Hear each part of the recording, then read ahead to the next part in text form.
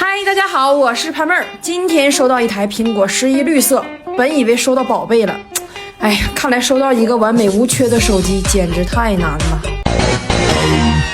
后玻璃碎了还能接受，就连这屏幕也干碎了。其他的问题详情请看图片。面容、摄像、WiFi 等功能检测都是正常的，还好内存是128G， 如果要是64G， 那就连20张都不值了。总结：型号苹果11绿色，前屏破碎，后盖破裂，机身多处伤痕以及磨损。最终潘妹与机主达成一致，给出的价格是25张毛爷爷。如果这台手机是你的，会选择折现还是维修好继续使用呢？评论区见吧！关注潘妹手机问题不算事儿，拜拜。